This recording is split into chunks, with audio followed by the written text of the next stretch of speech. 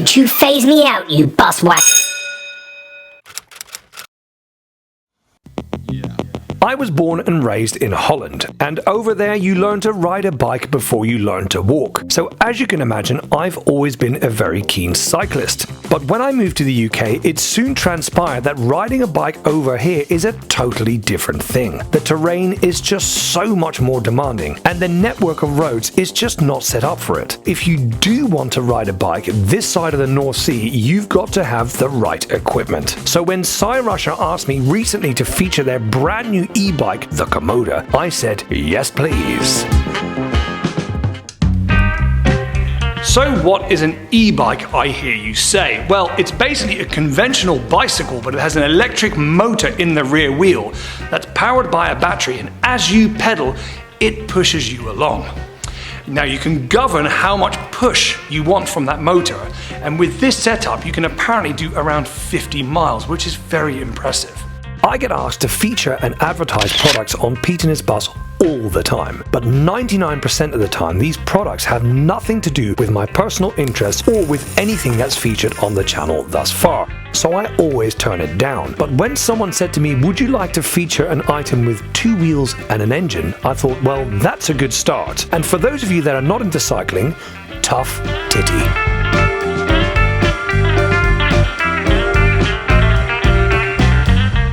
If I were to hop on my normal push bike and cycle for 15 minutes in any direction from my house, I would be reduced to a giant air-gasping ball of sweat. But with the introduction of the e-bike, the possibilities are far more appealing. Not only do these bikes promote a healthy lifestyle, they're also an environmentally friendly way of getting about. And with the possibilities of now going much further without being completely destroyed by that big hill, it makes these things a total game changer. If you haven't tried one, trust me, now is the time. Oh yeah! And there she stands on her wheels for the first time. I am loving the orange. Didn't think I would, so glad I went for it. Well, I didn't think I'd need any extra tools at all because it came with the toolkit, but there is no way that you can nip that up without the help of a little spanner. So the toolkit's good, but it's not 100%. So putting the bike together is really easy, but I couldn't figure out how to switch it on. I'm used to old school mechanical things, right? Anyway, I went on their website, has a great little video, and it showed where the button is, so I got it switched on. But in the same video, there's a section which says how to de-restrict your bike. So we're gonna do that.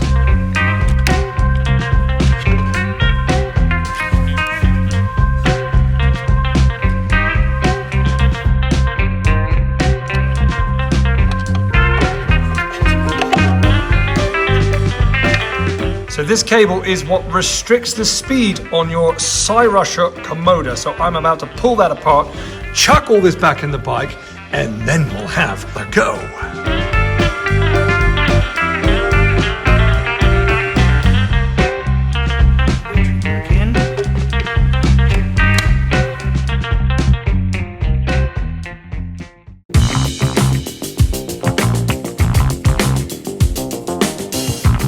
So what do I actually think of the Cyrusher Kommoda e-bike? Well, let me start off with a few bits I don't like. When hopping on and off the bike, I caught the cover of the battery with my shoe and it scuffed it permanently. This cover should be made of a higher grade plastic so that doesn't happen. The other thing is the pedals. They're cheap and plastic, and they should be metal. When pedaling hard, they flex and it gives the bike a cheap feel, which is completely unjust. And now for the bits I do like, the build quality. It is rock solid and it feels fit for purpose apart from those poxy pedals. Then there is its looks. I love them. It's kind of futuristic but not to the point where it looks like you're riding a spacecraft. And thirdly, this is a big one, it's comfortable. I could do long distance touring on this and I wouldn't feel a broken man, and that's very important when cycling. The other thing I love is the performance, and lastly, usability. It is so simple to operate, your 94-year-old granny would have no problems with the instruments and the controls.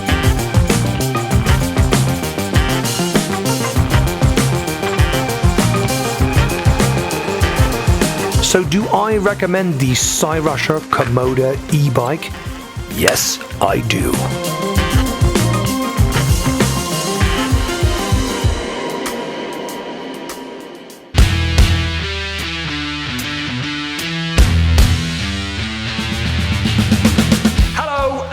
Welcome to another episode of Pete and his pushbike. No, bus.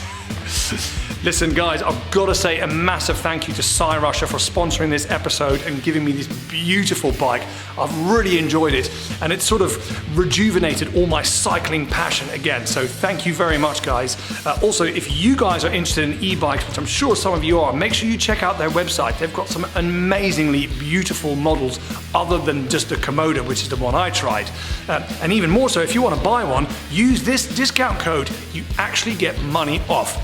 The world of e-bikes is a great one, guys. It's out there. Go and check it out. Now, there is a reason why I've been off the air for so long, and that is because I have been very busy. And this is what I've been up to. So the last 2 months have been total chaos on the bus, but that is just the way I like it.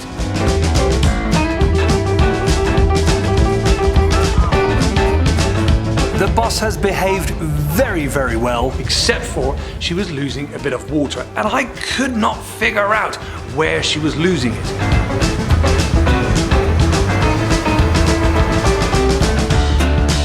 The water is not going in the engine, there's no puddles underneath it, and the engine bay is completely dry. And in the end, I spoke to Lord Barrington and I said, how do I solve this? It got to the point where I was topping up about 3 or 4 litres worth of water after about an hour and a half to 2 hours of running.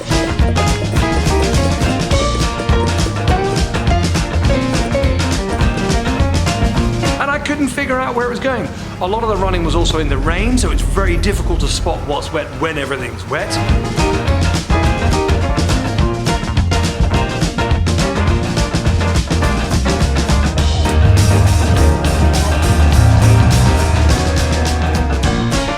In the end, Lord Barrington said, either mount a GoPro inside the engine bay and drive it till it's hot and then check the footage to see if it's coming out anywhere, or get someone else to rev the nuts out of it whilst it's hot and then look at the engine and see where it's coming out.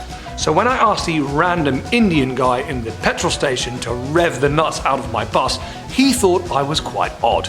But he did it, and this is what I saw. When my new Indian friend in this petrol station revved the nuts out of my bus that was nicely warmed up, I suddenly spotted water coming out the back of the coolant filter, but it only did it at high revs. So after finally discovering that it was the filter that had worked its way loose and that was leaking, I managed to remove it from the bus on the side of the road, clean it up, stick it back nice and tight, and of course drive all the way back to the barn without losing a drop of water. But the fact that this filter had played up and is definitely due for changing over, I'm going to replace it today with a brand new one. Ooh. Luckily, these parts are still very much available for these engines, so we're going to stick that on now. So I have topped the new filter up with water so we don't get any big air bubbles in there, and now it's just a case of putting this one back.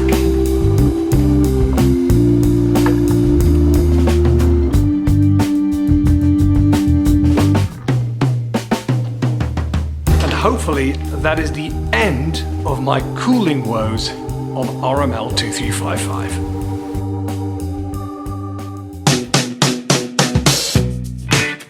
With me running around rescuing the bus in a field and also the event season being in full swing, I've not had any chance to work on what is essentially the core project of this entire YouTube channel. That's right, and believe it or not, I'm actually going to do some work on RML 2730. And it is about time I started the paintwork on the inside downstairs. But to do this, I've got a lot of holes to fill up.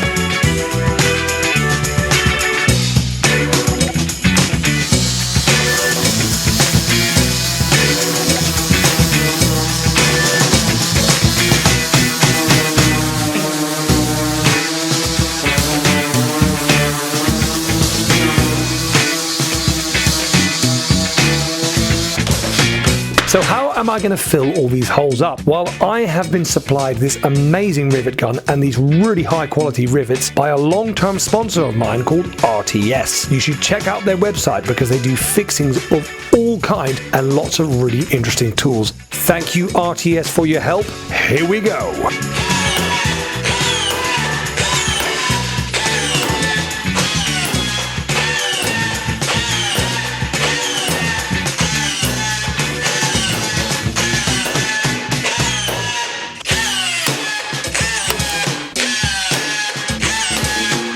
Peeve, this noise is really getting on my tits, and I don't even have any tits.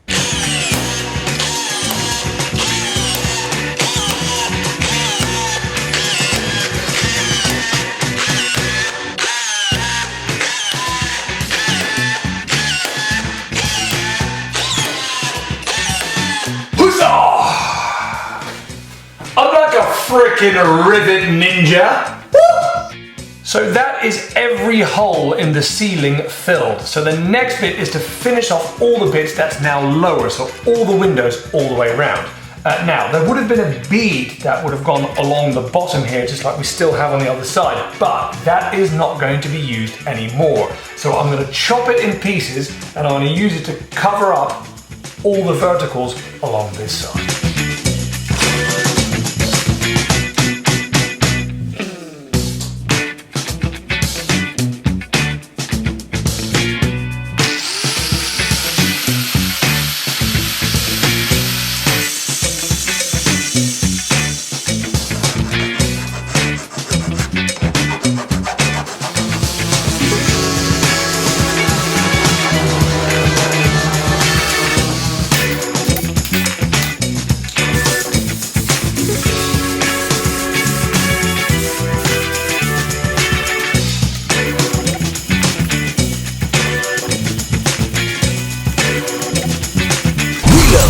Mug.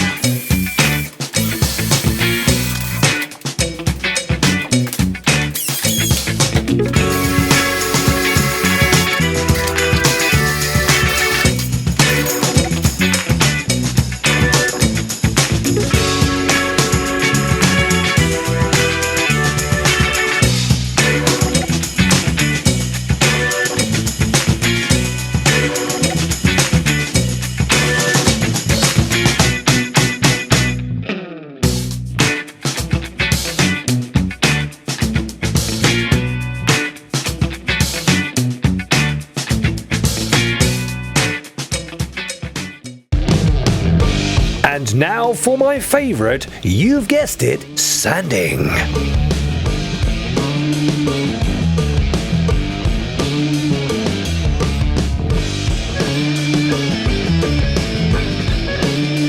I've actually spent a lot more time on this section here than I thought I would, but that's simply because it really needed it.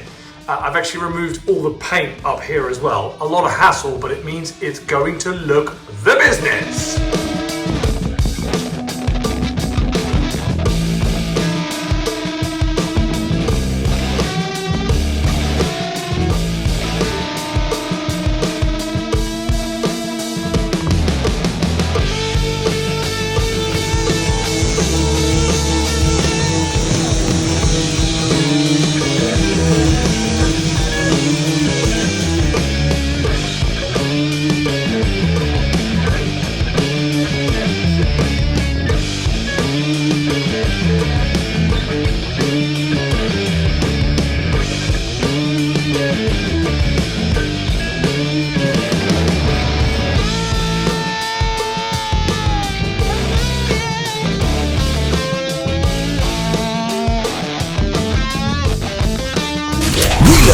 E-buke.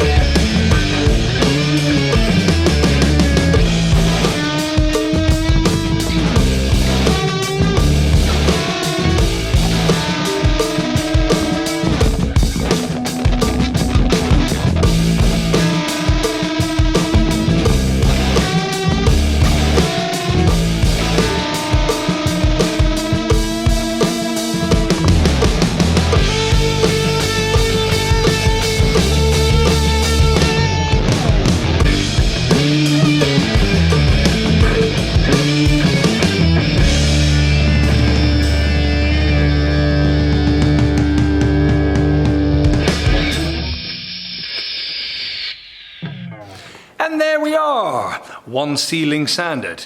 There's another one to go, which is bigger, and this one only took 2.5 days, so that was great. Dude, there's something on your face? Oh. Did I get it?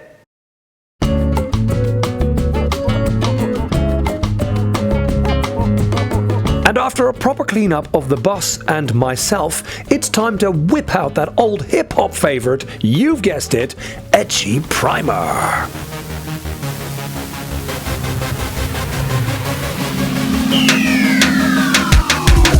They call me Etchy Primer. I'm coming at you like a ray, like a tiger. What kind of color did you want me to spray?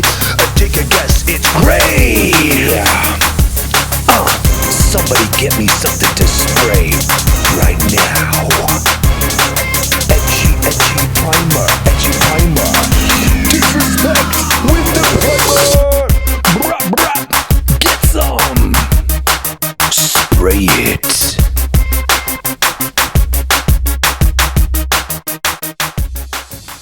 So there's 3 days of my life I am never going to get back. What a mission. The ceiling's like torture height. It's too low to stand and work and too high to sit and work. Anyway, it's done now. It's ready for paint. It's lovely and smooth. I've done all the etching. Controversially, I'm not going to spray it. I'm going to use the old brushes and rollers. I'm pretty good with that. I did a lot of decorating in a previous life. The product I have chosen today is this one. Paint, by the way, has gotten so expensive. And that's a different story. It's not an out-and-out gloss. I prefer working with like a satin, a nice sheen, but not too shiny. And you've got to remember the downstairs area of this bus will be predominantly a work area, so it's just got to be smart, clean and tidy, but it doesn't have to be out-and-out shiny. So let's go and put some paint on the ceiling.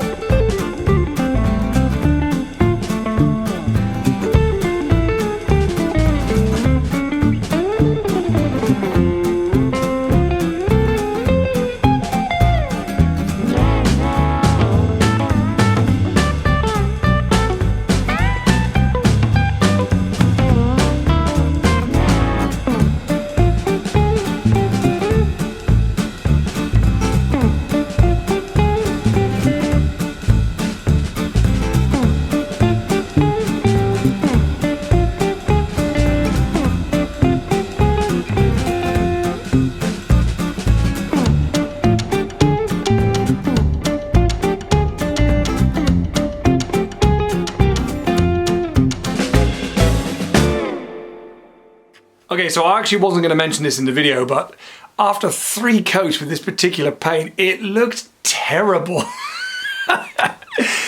Oh, I was getting so frustrated. It's 2.5 hours each time, and then you've got to let it dry in between. So anyway, I went back to an old school painting and decorating shop that I know that's slightly further away from here. The guys there at Aldridge and Trillwood, they gave me some really good advice, gave me the right product for what I was doing, had another go, and this is what happened.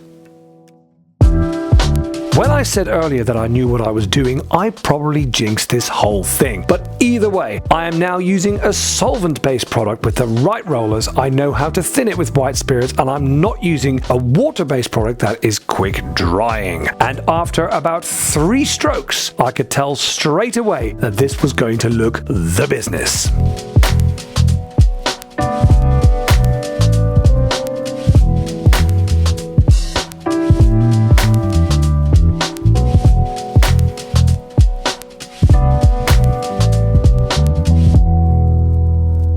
So another tiny job done on my bus. That took for bloody ever. Ugh. You know, the annoying thing is that on my previous bus, one afternoon I decided to quickly paint the ceiling, did 2 coats, and it looked perfect.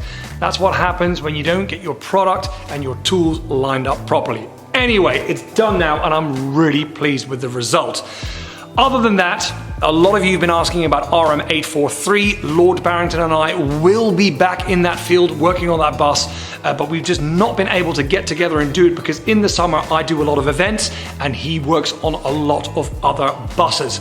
But don't worry, we are going to be back there soon. And what's more, we're also going abroad to rescue another bus.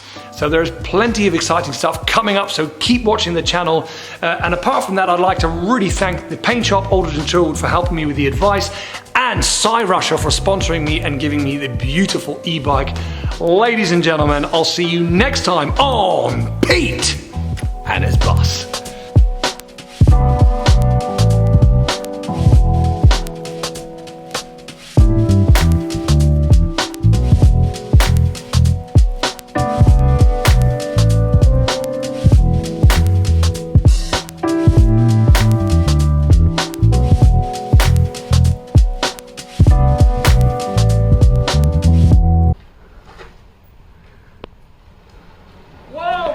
Whoa!